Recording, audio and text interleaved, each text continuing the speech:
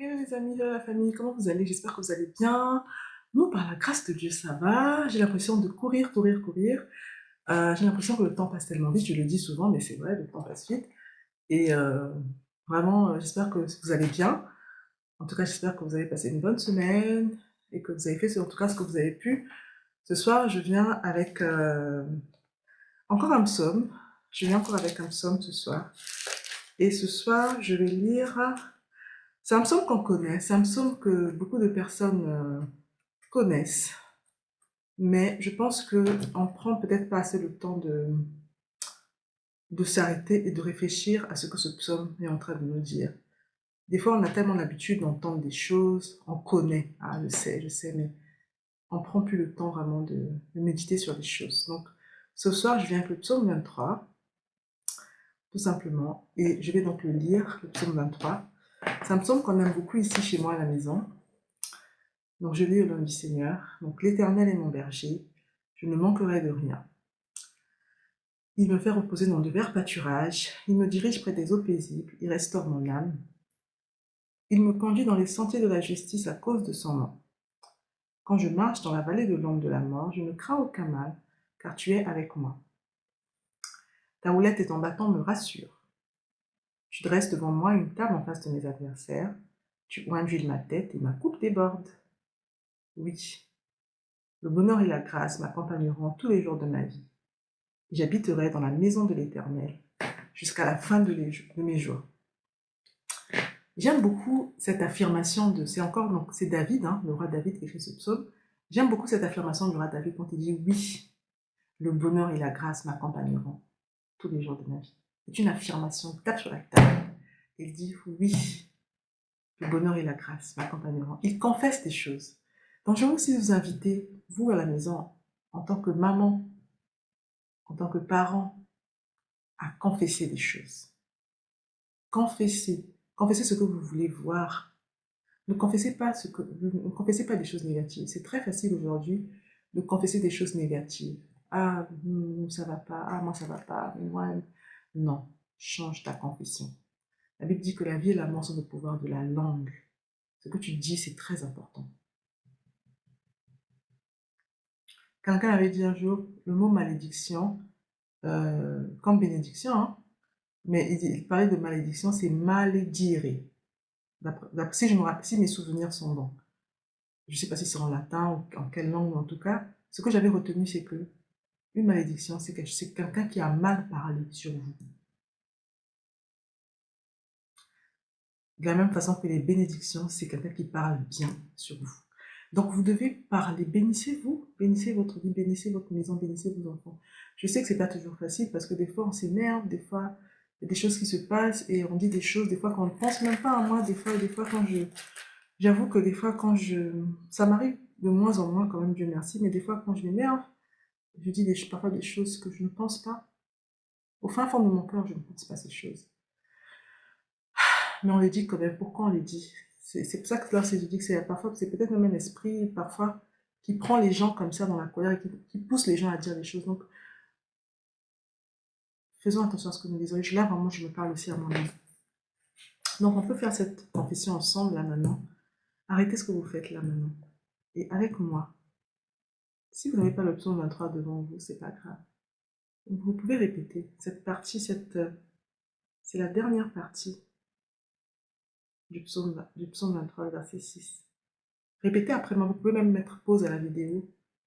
Oui, le bonheur et la grâce m'accompagneront tous les jours de ma vie et j'habiterai dans la maison de l'Éternel jusqu'à la fin de mes jours.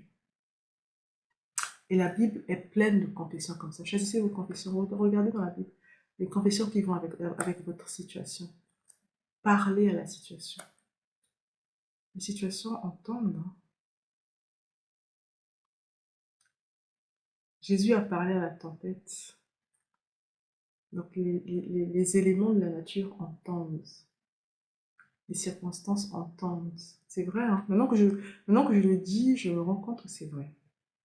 Et je m'enseigne moi-même aussi, parce que je pense que quand je prends la parole ici, j'ai l'impression que c'est pas moi qui parle en fait. En tout cas, la plupart du temps, Des fois, j'ai vraiment l'impression que l'esprit prend vraiment le dessus et m'enseigne en même temps, parce qu'il y a des choses que je dis que je pensais même pas. Mais c'est vrai, les circonstances entendent. Quand Jésus a dit à la tempête, silence, tais-toi, il parle à qui? Il parle à la tempête. La tempête entend. Donc, j'ai écouté aussi le témoignage d'une dame elle avait un problème avec, c'était son enfant, le pied de son enfant avait un problème. Et on lui disait que, partout où elle allait, en tout cas, on lui disait que le pied ne va pas se rétablir. Je crois que le pied il y avait quelque chose en tout cas avec le pied. Et puis, je sais pas comment, je vais réécouter le témoignage, mais en tout cas, elle dit qu'à un moment donné, elle a eu la conviction de se pencher dans la parole de Dieu. Et elle dit qu'en fait, ce que j'ai retenu en tout cas, c'est qu'elle a commencé à parler tous les jours au pied de son enfant. Elle parlait au pied, elle prenait la parole de Dieu et elle parlait au pied, elle parlait de la guérison. Par ses meurtrissures, nous sommes guéris. Elle disait, bone, c'était l'os, elle a un problème avec l'os.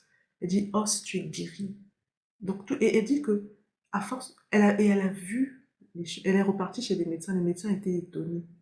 Elle a vu les changements. Non, elle avait un médecin qui était très négatif, elle a trouvé un médecin qui était plus ou moins positif, et ensuite, ce médecin-là a vu les changements. Ce qu'on lui disait qui était impossible est devenu possible. Le pied de son enfant aujourd'hui est complètement établi. Donc la parole, au commencement, Dieu créa et il dit. Donc je pense que nous devons faire attention, et je me parle vraiment à moi-même aussi, à ce que nous disons. Parce que ce que nous disons est très important. Ce que nous disons est très important. Nos paroles, nos actes comptent beaucoup dans le monde spirituel. Donc vraiment, faisons attention. Et encore une fois, je vais vous inviter par vous-même à lire le psaume 23. Lisez le psaume 23. Il y a des choses que vous allez voir dans ce psaume. Vous le connaissez peut-être déjà. L'Éternel est mon berger. Je crois que tous les chrétiens connaissent cette phrase, l'Éternel est mon berger. Mais nous pouvons en tout cas lire ce psaume pour nous-mêmes. Voilà ce que je voulais partager avec vous. J'espère que ça vous bénit. Vraiment, je vous souhaite une très bonne journée, une très bonne soirée, pardon. Et puis, je vous souhaite aussi une bonne semaine. Et puis, je vous dis la semaine prochaine. N'hésitez pas à vous abonner et à me dire en commentaire comment ces enseignements, en tout cas ces partages vous bénissent. Et puis, vraiment, voilà, restez vraiment... on a besoin vraiment de... Nous sommes à la fin des temps, hein. C'est pas un secret, nous sommes vraiment à la fin des temps. Jésus revient bientôt, ce monde va prendre fin. Ce monde va prendre fin et nous devons enseigner nos enfants à craindre Dieu, à connaître Dieu. Nous devons nous efforcer vraiment à prendre le temps avec nos enfants de lire la Bible, de louer les louanges. Et prenez mon livre Au Ventail, épée mystérieuse sur Amazon. Pour vos enfants, si vous avez des enfants qui savent lire, des adolescents, prenez ce livre. Je pense que ça va vraiment être une bénédiction pour vous. Ça va montrer à votre enfant comment se servir de la parole de Dieu, comment parler. Parce que dans ce livre, on parle beaucoup. Enfin, la maman de l'héroïne, en tout cas de Rovental, encourage beaucoup à parler, à confesser la parole de Dieu. Donc, voilà.